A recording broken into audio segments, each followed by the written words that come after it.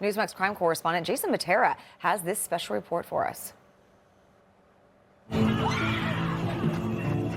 They want strong leadership, and they're not getting that. They're getting just the opposite. They're getting that weak leadership that is pandering to the left.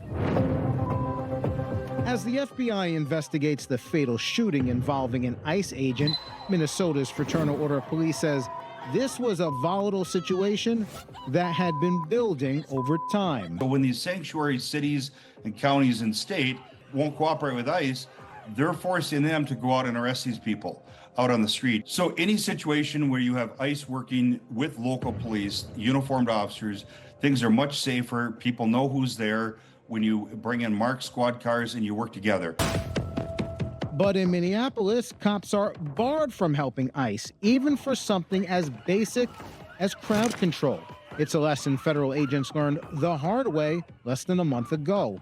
During an attempted arrest on December 15th, ICE officers found themselves surrounded by a violent mob. We need assistance immediately. This is a Homeland Security. I got officers getting attacked. The crowd turned violent on them.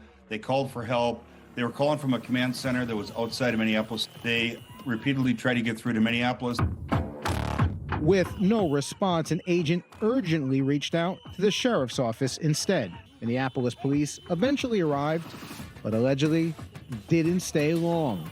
They responded, and within 10 minutes, Assistant Chief Katie Blackwell got on the radio, ordered the Minneapolis officers to leave, even though the situation was tense.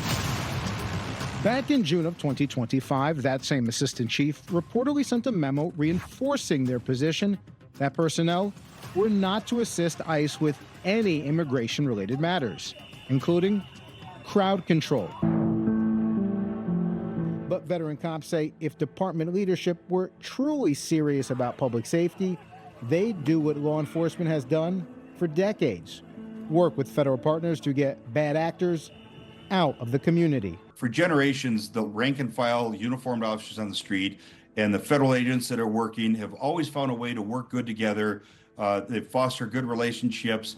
It's good cooperation. They are already trying to... And critics warn abandoning that cooperation doesn't make the city safer. It makes it more dangerous.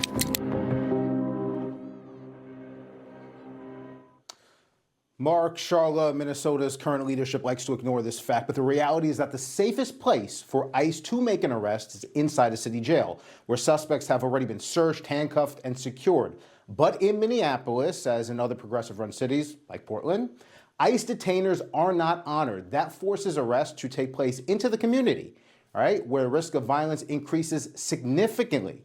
We did reach out to the Minneapolis Police Department for a response to the Fraternal Order of Police's criticism. Again, it's the largest police union in the world, but we have yet to hear back.